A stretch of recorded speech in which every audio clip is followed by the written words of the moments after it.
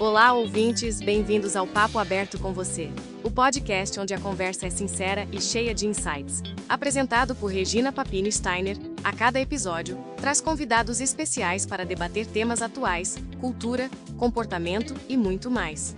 Aqui, o espaço é seu para refletir, aprender e se inspirar.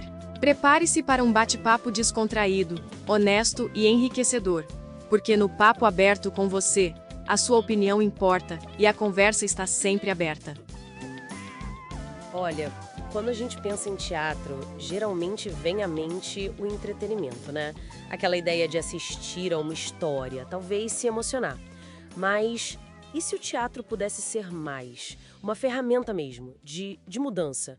É com essa pergunta que a gente começa a nossa conversa de hoje, mergulhando no trabalho incrível de Augusto Boal. Um brasileiro, né? Dramaturgo, diretor, um verdadeiro ativista. Hoje o foco é total na visão dele, especialmente na criação mais famosa, o Teatro do Oprimido. A gente está se baseando aqui no material que analisa bem a fundo a importância, o impacto do trabalho do Boal. A nossa missão aqui, então, é desvendar essas ideias centrais, sabe? E tentar entender por que elas continuam tão relevantes. Ok, vamos lá. Para começar, a filosofia do Boal nasce de uma certa insatisfação com o teatro mais tradicional, certo? Exatamente. O material que a gente analisou, ele indica que o Boal sentia que o teatro convencional, muitas vezes, ou afastava o público, ou, na melhor das hipóteses, dava só um alívio momentâneo, sabe?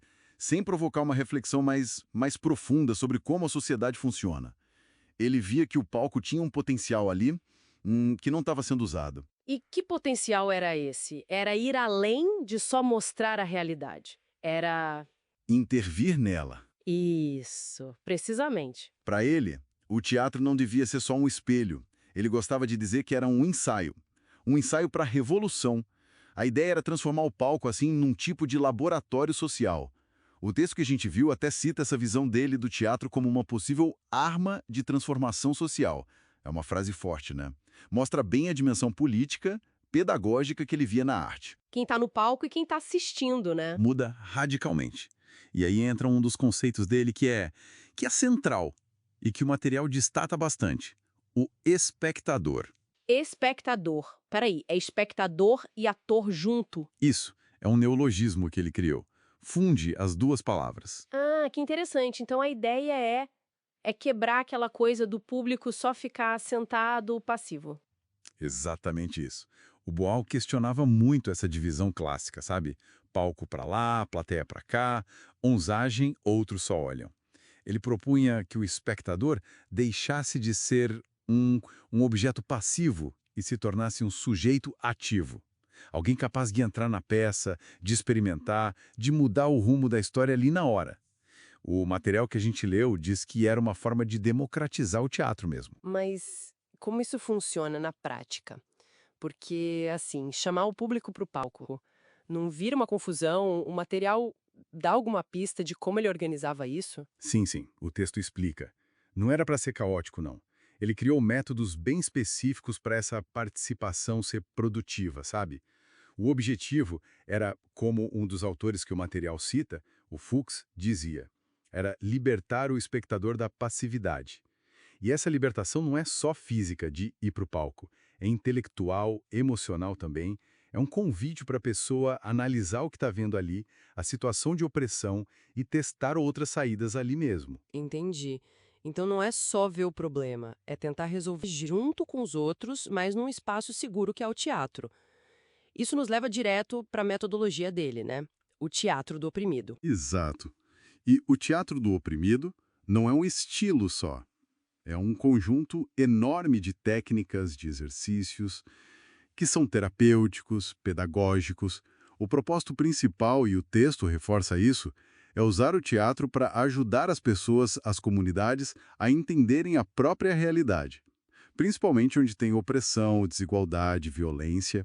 E aí, a partir disso, explorar jeitos de transformar essa realidade. É aqui que fica interessante mesmo. O material fala de algumas técnicas. O teatro fórum parece ser chave, né? Como é que ele funciona? O fórum é talvez a técnica mais conhecida, assim. O texto descreve assim, olha, um grupo encena uma peça curta, geralmente sobre um problema real daquela comunidade, tipo opressão no trabalho, violência doméstica, discriminação, essas coisas. A peça sempre termina com o protagonista oprimido, falhando, não conseguindo resolver a situação. Aí a peça é encenada de novo, só que dessa vez qualquer pessoa da plateia ou qualquer espectador pode gritar "pare".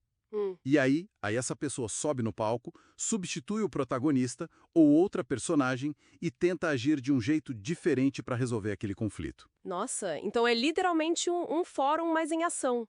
As pessoas não ficam só discutindo ideias, elas testam no corpo, no palco. Exatamente.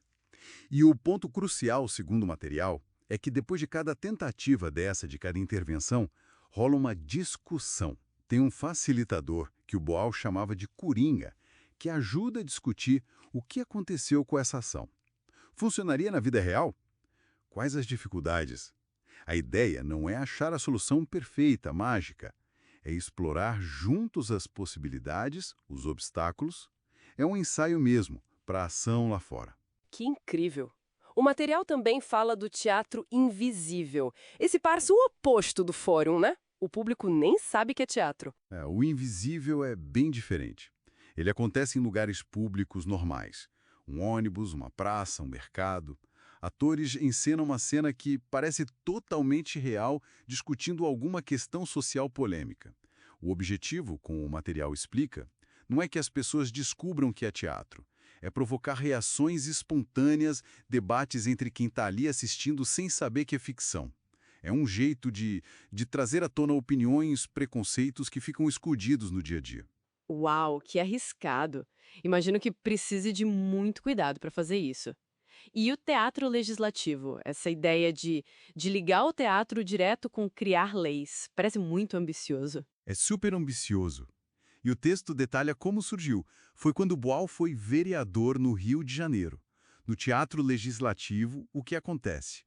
As discussões, as soluções que surgem nas sessões de teatro-fórum sobre problemas da comunidade, elas são organizadas, sabe? Viram propostas de lei, de verdade. E essas propostas são levadas para os canais políticos oficiais.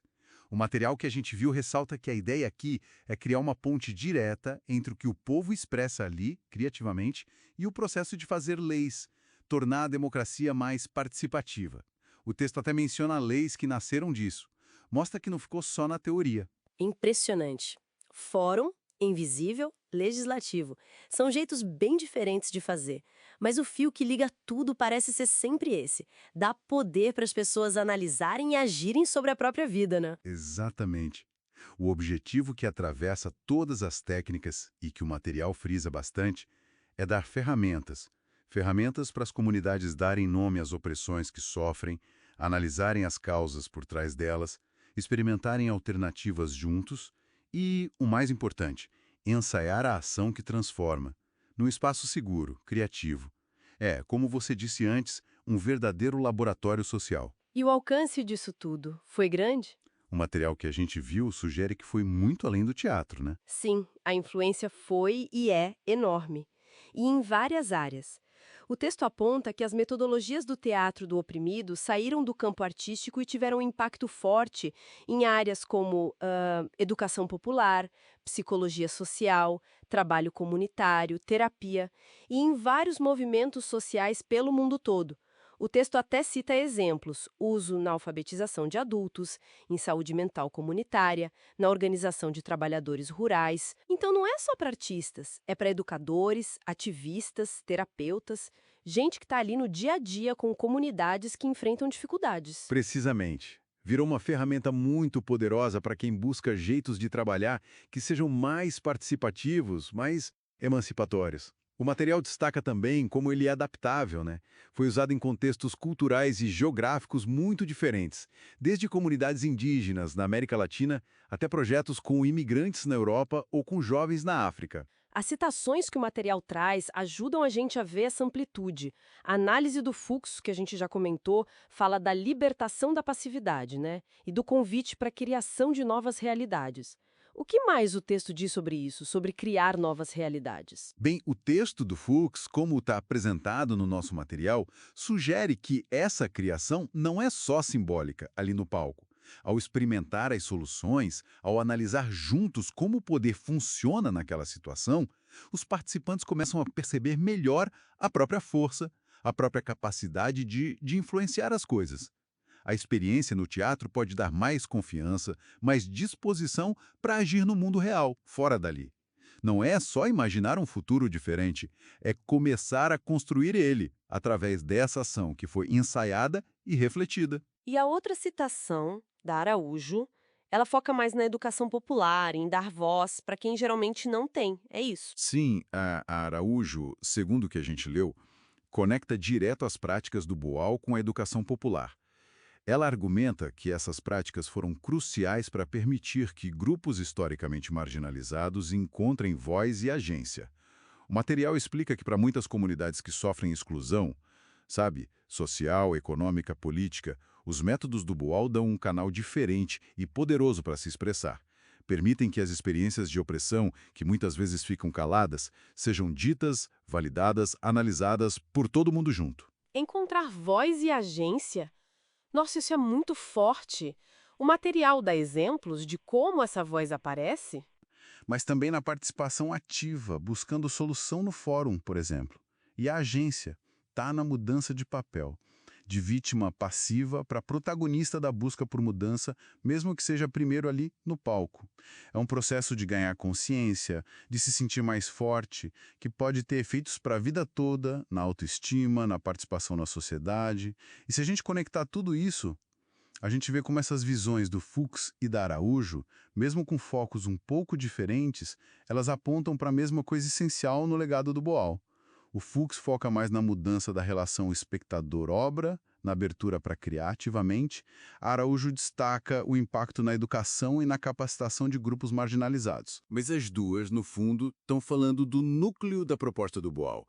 O teatro como ferramenta de empoderamento, de participação, de transformação social. Então, resumindo, depois de olhar a filosofia, o espectador, as técnicas, o impacto, qual é a grande mensagem que fica sobre a visão do Boal? Olha, a mensagem central, que o material que a gente viu repete de várias formas, é que o teatro, pro Boal, vai muito além de ser só arte ou entretenimento. Ele coloca o teatro num lugar essencial, um espaço público fundamental para a gente exercer nossa cidadania. Um lugar onde a gente não só reflete sobre os problemas do mundo, mas onde a gente pode investigar ativamente as causas desses problemas e, o mais importante, ensaiar juntos as ações para superá-los. E essa ideia continua relevante hoje. O mundo mudou tanto desde que ele começou. O material sugere que sim, continua muito relevante. Talvez até mais do que antes. Pensa no mundo hoje. Polarização, desigualdades que não acabam, desafios enormes como mudança climática, migração forçada. A abordagem do Boal oferece um método valioso. Um método para quê? Para tentar criar diálogo onde parece impossível, para questionar as estruturas de poder que parecem que nunca vão mudar, para experimentar juntos outras saídas. E talvez o mais vital, para cultivar esperança, sabe?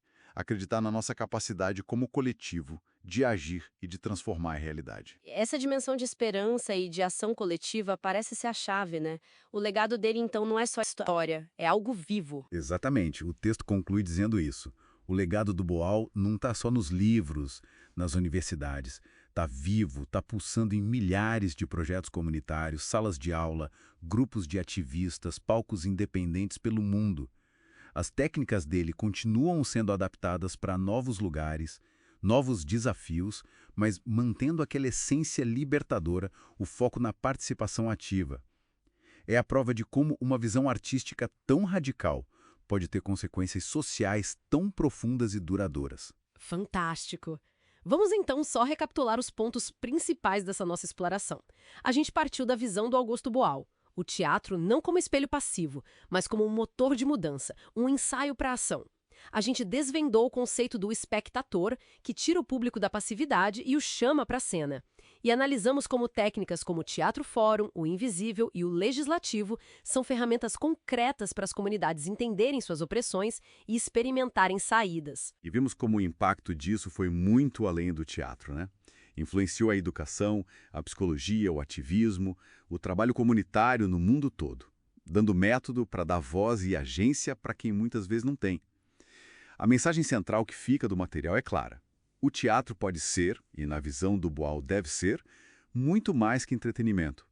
É um instrumento vital para a consciência, para o diálogo e, quem sabe, para a transformação social. Para a gente fechar, partindo de tudo isso que a gente conversou com base nesse material sobre o Boal, fica aqui uma reflexão. Se o teatro do oprimido se mostrou tão eficaz para criar esses espaços seguros, né, para ter diálogos difíceis, para experimentar juntos soluções para problemas sociais complexos, como será que os princípios centrais dessa abordagem, essa participação ativa radical, a cocriação de alternativas, o ensaiar para ação, poderiam ser aplicados de forma mais ampla, para além do teatro, sabe? Como a gente poderia usar essa ética, essas metodologias, em outras áreas da vida cívica, política, até nas organizações, para encarar os desafios tão urgentes do nosso tempo? Fica aí a pergunta.